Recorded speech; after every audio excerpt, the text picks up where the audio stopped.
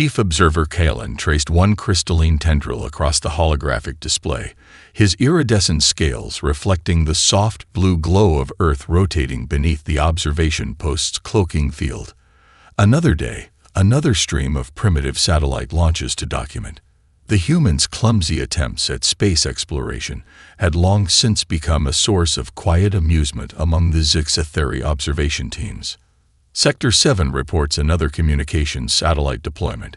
His junior observer, Chirix, announced, mandibles clicking in barely contained boredom. Preliminary scans show standard chemical propulsion, primitive radio arrays, and the usual inefficient solar collection systems. Kalin chittered in acknowledgement, but something in the trajectory calculations caught his inner eye. He adjusted his neural interface, pulling up the last century's launch data. Show me the deployment patterns for all satellites launched in the past solar rotation. The hologram shifted, Earth's atmosphere becoming a tangled web of orbital paths. To an untrained observer, it would appear chaotic. Exactly what one would expect from a species still experimenting with basic spaceflight. But Kalin hadn't spent 3 decades studying human behavior to be an untrained observer. Chirix, he called, his voice taking on an edge that made the junior observer's antenna twitch. Compare these trajectories with known communication relay requirements. The overlay appeared instantly, and Kalin felt his primary heart skip a beat. The humans were launching far too many satellites, nearly triple what their current communication networks required. More disturbing were the paths themselves. What had appeared random now showed subtle patterns, like a vast 3-dimensional web being woven in low Earth orbit. Run a deep scan on debris field Alpha 7. Kalin ordered, focusing on a particularly dense cluster of supposed space junk. The results made his scales ripple with unease. The radiation signatures were wrong, the mass distributions inconsistent with collision debris. Some pieces even showed minute temperature variations that suggested. "Impossible," he whispered. "Sir." Chirix moved closer, concern evident in his posture. Kalin quickly encrypted his findings, adding them to a secure data packet he'd been building for months. Contact Central Archive. Request all records of human military development, particularly any patterns that seemed to dead end without logical progression. As Chirix complied, Kalin pulled up his personal observations from the past decade. The humans' laser technology had advanced rapidly, then suddenly stopped. Their quantum research had shown tremendous promise, then inexplicably shifted to commercial applications. Their AI development had approached breakthrough levels, only to apparently regress to simple automation. Unless... "Sir, Central Archive reports ready," Chirix announced. Kalin interfaced directly with the data stream, his worst fears crystallizing into certainty. The humans hadn't stopped advancing. They'd gone dark. Every apparent technological plateau was followed by a suspicious increase in asteroid mining operations, heavy equipment launches classified as space debris, and energy signatures that never quite matched their supposed sources. "Prepare a priority message for the High Council," Kalin ordered, his voice tight with urgency. "Classification: Omega Black." Chirix's scales paled. Omega Black. "But sir, that classification hasn't been used since the Nexus Wars." "Because we haven't faced a potential threat this significant since then," Kalin replied, his gaze fixed on Earth's innocent-looking surface. "The humans aren't primitive, Chirix. They're practicing deception on a species-wide scale, and they're very, very good at it." Before he could encode the message, proximity alarms screamed across every console. A massive energy spike erupted from the debris field they'd been scanning, followed by another, then dozens more. As Kalin watched in horror, space itself seemed to ripple and tear. The last thing he saw before emergency protocols yanked their observation post into hyperspace was a sleek, obsidian warship emerging from what they had dismissed as space debris. Its hull bore markings in human script, and its weapons were already powered. They hadn't been watching Earth. Earth had been watching them. Fleet Admiral Catherine Morrison stood at parade rest before the viewport of Cirrus Command, her weathered features illuminated by the soft glow of construction drones swarming over the ESS Reckoning. After 30 years of service, she still couldn't quite believe how far they'd come. The massive warship taking shape before her represented humanity's ultimate insurance policy, and the final piece of a plan a century in the making. "Admiral," a voice called from behind her, "the quantum core is ready for final calibration." Morrison turned to face Dr. James Webber, the brilliant physicist who'd helped crack the secrets of the crashed Zixatheri scout ship. His eyes held the same fierce pride. She felt watching their greatest achievement near completion. "Show me," she ordered, following him to the quantum holographic display dominating the command center's heart. The projection sparked to life, revealing a real-time view of the entire asteroid belt. Thousands of dots pulsed with steady blue light, each representing a warship hidden within a hollowed-out asteroid. Decades of mining operations, all a cover for the largest military build-out in human history. "The stealth field harmonics are holding steady across all units," Weber reported, his fingers dancing through the holographic readouts. "The Reckoning systems are integrating perfectly with the fleet's quantum network. Once she's online, we'll have achieved total battlefield synchronization." Morrison nodded, studying the intricate web of quantum entanglement linking their ships. "And our observers remain blind." "Completely." Weber allowed himself a slight smile. "The latest intercept from their observation post shows they're still cataloging our primitive satellite launches. The quantum stealth fields are performing beyond expectations." A soft chime interrupted them. "Admiral," her eye assistant announced, "the Joint Chiefs are ready for your final briefing." Morrison straightened her uniform and stepped onto the quantum projection pad. Instantly, she found herself standing in a perfect holographic recreation of the Situation Room, facing the assembled leadership of Earth's combined military forces. "Ladies and gentlemen," she began, "Operation Thunderclap has entered its final phase. The Reckoning will be combat-ready within 48 hours, completing our fleet of 10,000 ships. Every vessel carries weapons that our observers believe impossible for another millennium." She gestured, and the holographic display shifted to show their flagship's specifications. "Thanks to Dr. Weber's breakthroughs, we've not only reversed-engineered their technology, we've improved it. Phased plasma weapons that ignore standard shields, quantum-entangled targeting systems that make evasion mathematically impossible, hull armor that adapts to enemy attack patterns in real time. And you're certain we've maintained operational security?" General Santos asked, leaning forward. Morrison's lips curved in a predator smile. "The Zixatheri just filed their monthly report. They're still debating whether we'll achieve basic fusion power within the next decade." Appreciative chuckles rippled through the room. They'd played their part well. An entire species pretending to stumble through technological adolescence while preparing for war beneath a blanket of quantum deception. "We've detected increased activity in the Zixatheri fleet," Morrison continued, her expression hardening. "Intelligence suggests they're preparing for what they consider a routine resource acquisition mission. In other words, they're coming to steal our water, believing we can't stop them." The room grew silent. This was the moment they'd prepared for, the culmination of a century's worth of patience and preparation. "Let them come," Morrison declared, her voice carrying the weight of humanity's resolve. "Let them think us weak and primitive. When they cross Mars' orbit, we'll reveal just how wrong they've been. And when the dust settles, the galaxy will never again mistake humanity's patience for weakness." As the briefing concluded, Morrison returned to her viewport on Ceres. The Reckoning's quantum core pulsed with growing power, its obsidian hull drinking in the starlight. Soon, very soon, the galaxy would learn the true cost of underestimating Earth. And Catherine, Steel Kate Morrison, would be there to teach them that lesson personally. High Commander Vextal stood on the command deck of the Zixatheri dreadnought Eternal Dominion, watching his invasion fleet emerge from hyperspace beyond Neptune's orbit. 200 ships, grossly oversized for subjugating a primitive world, but standard protocol demanded overwhelming force, even against species that hadn't mastered basic fusion technology.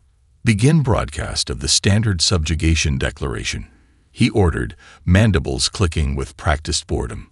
All languages in their database. The message boomed across space in 1,000 tongues. People of Earth, your resources have been claimed by the greater Zixtheri Empire. Resist and face extinction. Submit and survive as our subjects. You have one planetary rotation to comply. In Cirrus Command, Admiral Morrison watched the alien fleet's approach on quantum-linked displays, her expression carved from stone. Around her, the command center hummed with controlled tension as humanity's greatest gambit entered its final phase.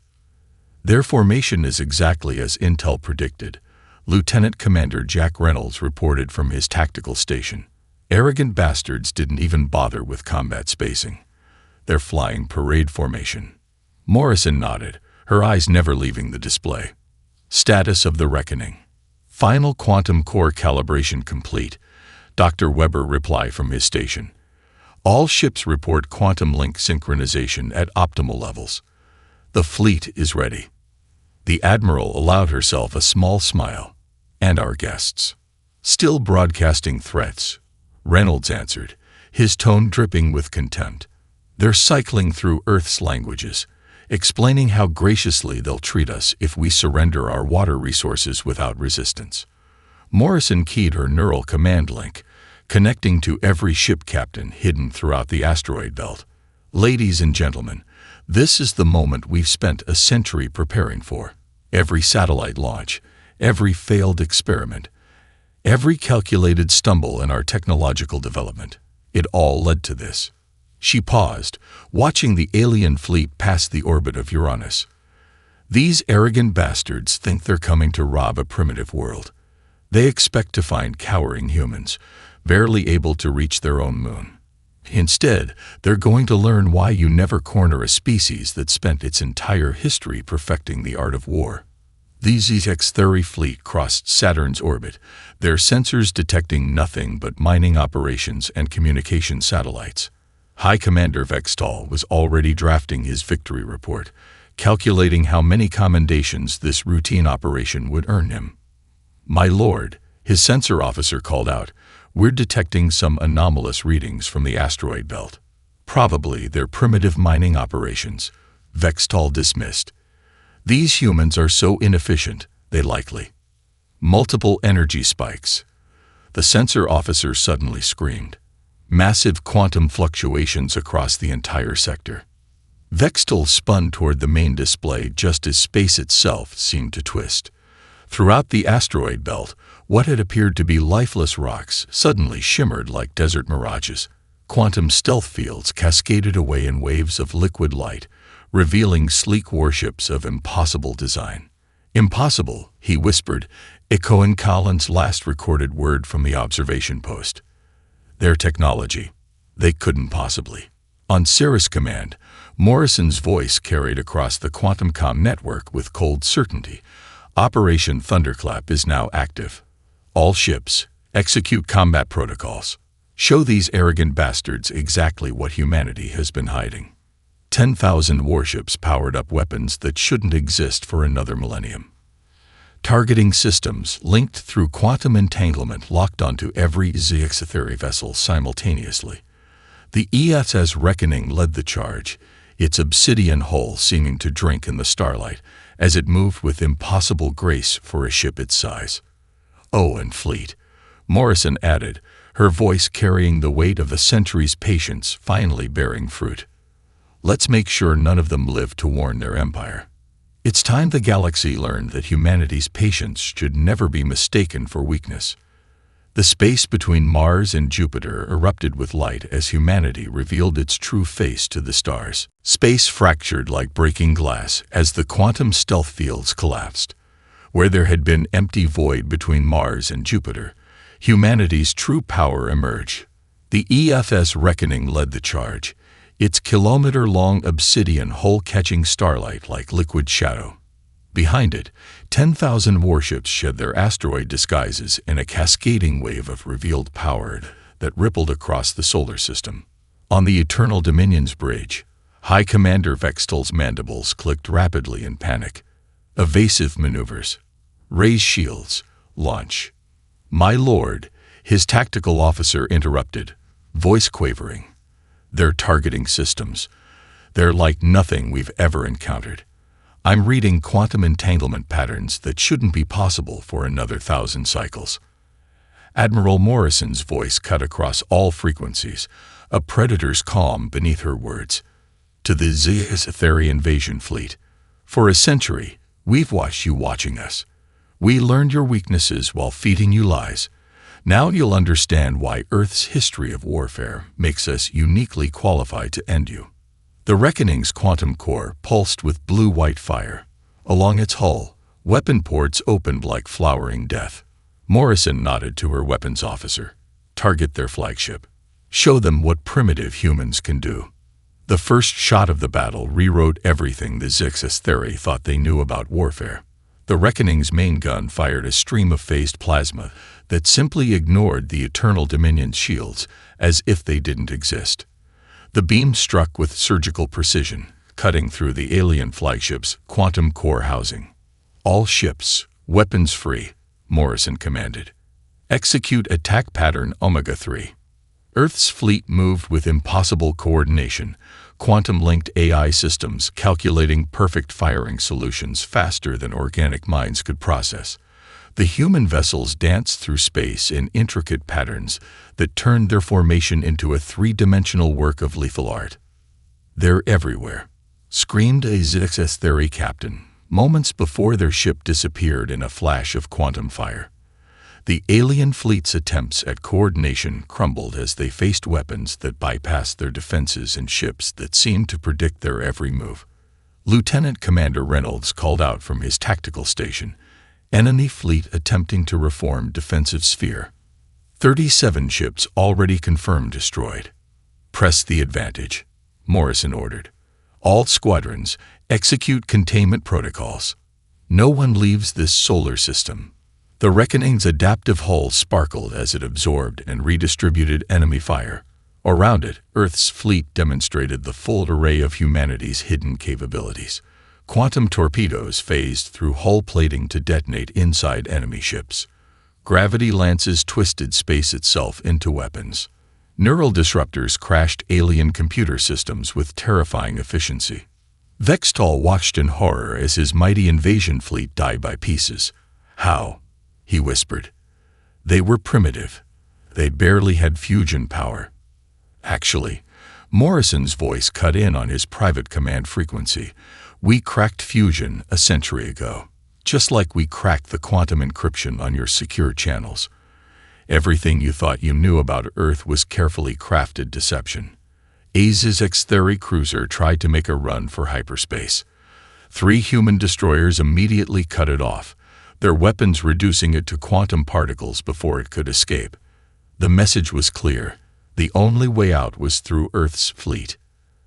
Admiral, Reynolds reported with grim satisfaction, enemy fleet reduced to less than half strength. No casualties on our side. The quantum shields are holding perfectly. Morrison watched the battle unfold on her tactical display, a century of preparation finally bearing fruit. Launch Phase 2. Let's show them what else we've been hiding. The Reckoning's hull began to shimmer as its metamaterial surface reconfigured.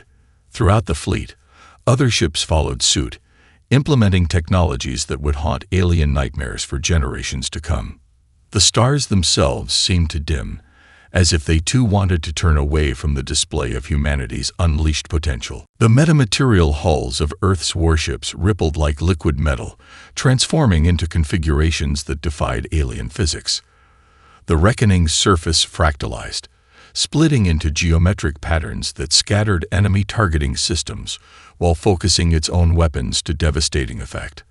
Across the battlefield, human vessels executed maneuvers that the Zetheri combat computers couldn't even process, let alone counter. Impossible.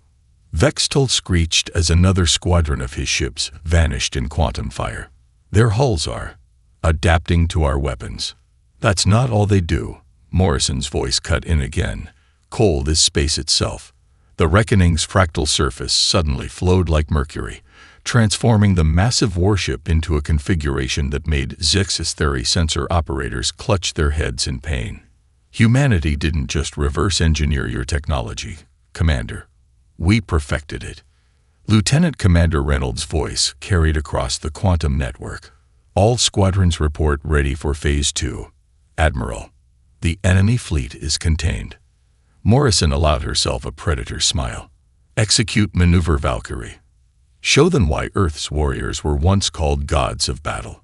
The human fleet's formation shifted with liquid grace, every ship moving in perfect synchronization through quantum-linked AI networks.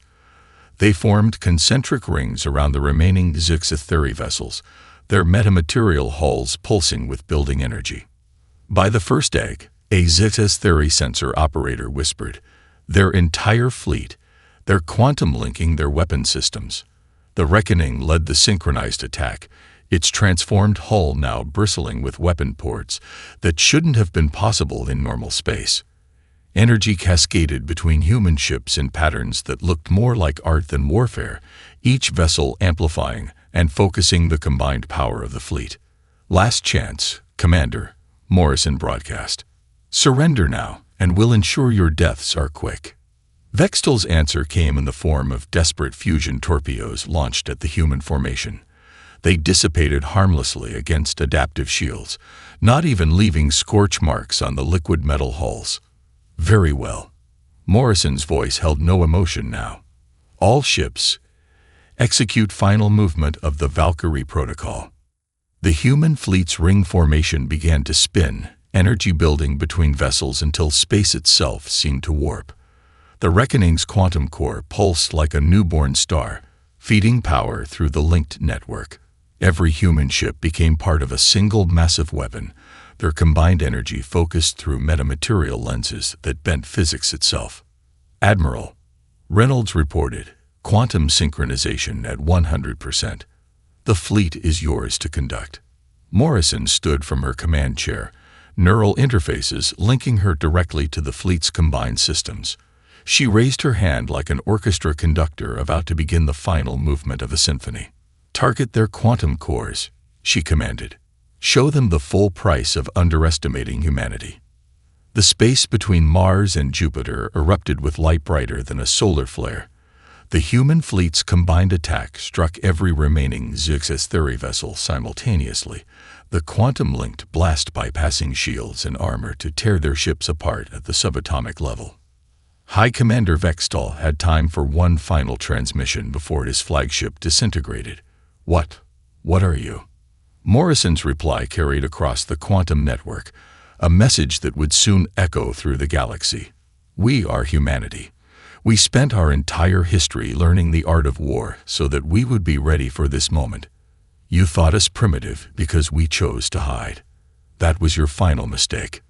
The battle ended as it had begun, with a ripple of quantum energy across the solar system.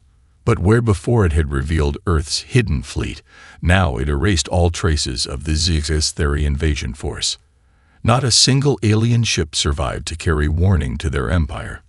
In the aftermath, Admiral Morrison stood at her viewport once more, watching the fleet resume its disguise among the asteroids.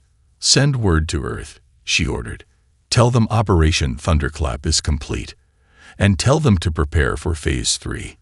The real war, after all, was just beginning. The Grand Chamber of the Galactic Council erupted into chaos as the recording ended. The destruction of an entire HFY battle group, captured by long-range quantum sensors, played on endless loop above the assembled representatives. Species that hadn't spoken to each other in centuries now huddled together, united in their terror of humanity's unveiled might. Impossible. The Enksteri ambassador's crystalline form vibrated with distress. Their quantum manipulation abilities surpass even the theoretical models of the Ancient Ones. Supreme Counselor Vixeth, her silver scales dulled with age and worry, raised all four hands for silence.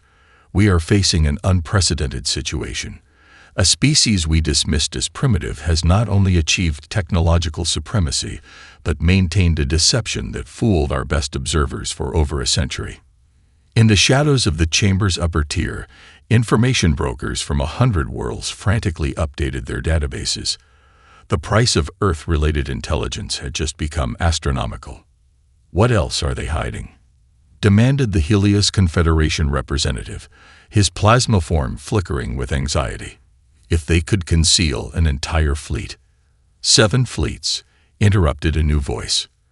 The chamber fell silent as Admiral Catherine Morrison stepped from the shadows, her dress uniform incorporating subtle displays of captured alien tech. Every movement spoke of contained power, like a predator choosing to walk quietly. 7 fleets, each larger than the one that eliminated the Xtheri invasion force. She continued, striding to the center of the chamber.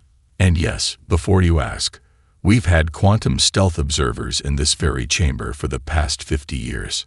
The revelation sent fresh waves of panic through the assembly. Morrison allowed herself a small smile as she watched species that had planned their own invasions of Earth try to discreetly delete files from their neural networks. "We know everything," she announced, her voice carrying to every corner of the vast chamber. "Every planned invasion. Every illegal observation post. Every attempt to steal our resources or enslave our people. We know which of you voted to classify us as acceptable casualties in your expansion plans." Holoprojectors activated around her, displaying evidence of countless violations of galactic law. The Xtheri ambassador's crystalline form nearly shattered at the sight of his species' secret military deployments. The Helios representative's plasma dimmed as his Confederation's infiltration attempts were laid bare. "But humanity," Morrison continued, her tone softening slightly, "is not interested in revenge." She gestured, and the damning evidence was replaced by technical schematics that made the assembled scientists gasp. Clean energy systems that could power worlds. Medical technology centuries ahead of current standards. Quantum communications that would revolutionize interstellar travel. "We hid our true capabilities because we needed to understand the galaxy's power structure. Now we offer you a choice." Morrison's voice carried the weight of Earth's combined military might. "Continue treating younger species as resources to be exploited and face the consequences, or join us in building something better." Supreme Counselor Vixeth studied the human admiral with ancient eyes. "You speak of peace while demonstrating unprecedented military power. Why should we trust your intentions?" Morrison's smile held centuries of human history. "Because if we wanted galactic domination, this would be a very different conversation. Humanity learned long ago that true strength lies not in conquering others, but in lifting them up. We'll help build a galaxy where advancement is measured by how you treat others, not how easily you can destroy them." She paused, letting her words sink in. "But make no mistake, we'll enforce that peace with every weapon at our disposal. The age of empire through force is over. The age of progress through cooperation begins now." As the council chamber erupted in heated debate, Morrison activated her quantum comm. "Phase 3 is initiated," she reported. "The galaxy is about to remember why humanity's greatest weapon was never our technology. It was our ability to turn enemies into allies. The ripples of Earth's emergence were about to become a tsunami of change." The Reckoning's arrival at Galactic Hub Station sent shockwaves through the diplomatic community. Its metamaterial hull shifted through impossible geometries, a casual demonstration of power that made even veteran ambassadors pause their schemes and machinations. As Admiral Morrison's shuttle departed the massive warship, the station's quantum sensors struggled to process the readings from what should have been a simple diplomatic vessel. "Their shuttle alone possesses more advanced technology than most of our warships," whispered a Helios aide to his superior, watching the human craft dock with liquid grace. Inside the Grand Assembly Hall, representatives from 300 species waited in tense silence. Some had already pledged allegiance to Earth. Others plotted resistance in encrypted channels that they hadn't yet realized humans could access. All of them watched as Catherine Morrison strode to the central podium, her uniform incorporating subtle displays of technological supremacy. "Distinguished representatives," she began, her voice carrying authority earned in battle. Today marks the beginning of a new era in galactic civilization. But first, let's address the quantum encrypted messages currently being exchanged about potential military responses to Earth's emergence. Holographic displays materialize around the chamber, showing real-time transcripts of supposedly secret communications. Several ambassadors physically recoiled from their neural interfaces. Every conspiracy you're plotting, Morrison continued with a predator smile. Every hidden fleet you're gathering, every assassination you're planning. We've known about them since before you conceived them. Humanity's quantum observers have been everywhere for decades. We know your strengths, your weaknesses, and most importantly, your potential. She gestured, and the damning evidence vanished, replaced by technical schematics that made senior scientists gasp in wonder. This is our real power. Not our weapons, but our ability to innovate, to see possibilities where others see limitations. The schematics evolved, showing medical breakthroughs, energy solutions, and quantum engineering that could revolutionize civilization itself. Earth offers these advances freely to any species that joins our new galactic cooperative. We don't seek subjects or servants. We seek partners. AX-Terry representative's crystalline form vibrated with skepticism. You demonstrate overwhelming military power, then speak of partnership. How is this different from the empires you claim to oppose? Morrison's expression softened slightly. Because we're giving you a choice. Real choice, not the illusion of it. Join us, and share in advancement that will benefit all. Oppose us. Her smile turned sharp. Well, you've seen the recordings of what happened to the HFY fleet. She turned slowly, meeting the gaze of each representative. Humanity spent centuries being underestimated. We used that time to perfect not just technology, but understanding. We watched how you treated younger species, how you hoarded knowledge, how you used power. We learned what not to do. The chamber erupted in overlapping questions and demands. Morrison raised a hand, and quantum dampers silenced all communication devices simultaneously. The message was clear. Humans controlled this space absolutely. Your empires were built on force. She continued into the sudden silence. Ours will be built on innovation and cooperation. The Galactic Cooperative will advance all member species, protect developing civilizations, and ensure that power serves progress rather than domination. She activated a final holographic display, showing Earth's fleet dispersed throughout the galaxy. We can enforce this peace, but we'd rather inspire it. Each of you faces a choice. Cling to old powers and hierarchies, or help us build something greater than any single species could achieve alone. As debate erupted across the chamber, Morrison smiled inwardly at the quantum readings from the assembled representatives. Fear was being replaced by curiosity, resistance giving way to calculation of opportunity. Phase 3 was proceeding exactly as humanity had planned. The age of empires is over, she declared. The age of cooperation begins now. Choose wisely. And throughout the galaxy, species that had once dismissed Earth as primitive began to understand. Humanity's greatest weapon had never been its technology, but its capacity to turn enemies into allies through a perfect balance of force and opportunity. 1 year after Earth's emergence, Admiral Catherine Morrison stood at the viewport of the reckoning, watching the completion of the first cooperative gateway. The massive quantum structure stretched across space like a spider's web spun from starlight, its metamaterial surface rippling with possibilities that would revolutionize interstellar travel.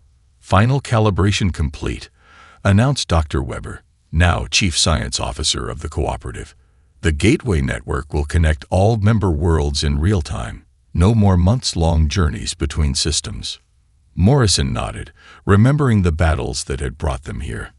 The HFY Empire had eventually tried one final, massive assault, only to find their entire battle fleet quantum-locked in space, frozen between moments by technology they couldn't comprehend. That had ended the last serious resistance to Earth's new order. Status report from the diplomatic corps. Lieutenant Commander Reynolds called from his station, now adorned with both Earth and cooperative insignia. Another 12 species have applied for membership. 3 of them were former HFY vassals. And the development program? Morrison asked, though she already knew the answer. The quantum network fed reports directly to her neural interface, another innovation that had stunned the galactic community. Exceeding expectations, Reynolds replied with pride. The sharing of Earth's medical technology alone has saved billions of lives.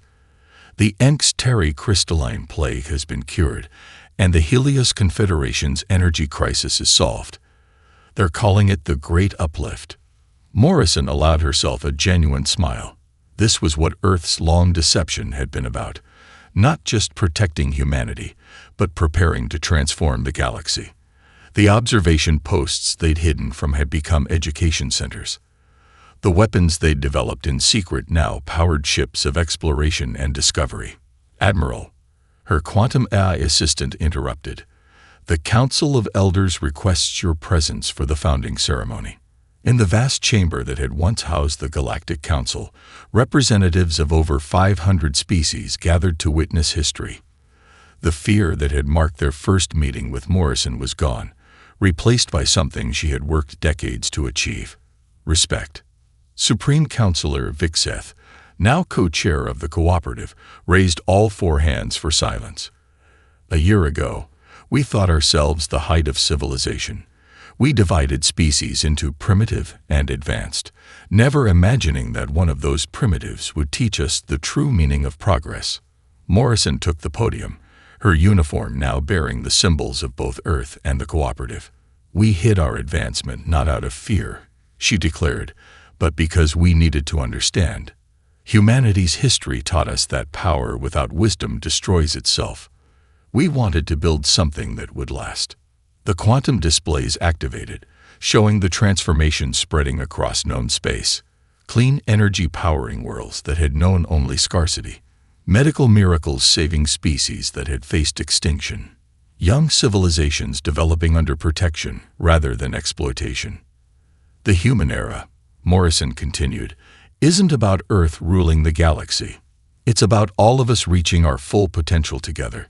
We kept our power hidden until we knew how to use it wisely. Now that wisdom spreads with every world that joins us. As if to emphasize her words, the new gateway flared to life outside the station. Its quantum field connected this hub to every member world simultaneously, a network of light binding civilization together. Let history remember this, Morrison concluded, not as the day humanity revealed its strength, but as the day the galaxy learned its greatest lesson. True civilization isn't measured by the power to destroy, but by the wisdom to build, to heal, and to lift others up. The applause that filled the chamber wasn't born of fear or political necessity, but of genuine hope for the future. Earth had emerged not just as a military power, but as a force for transformation. And in the light of the gateway, a new age dawned, one where humanity's greatest deception had given birth to the galaxy's greatest truth.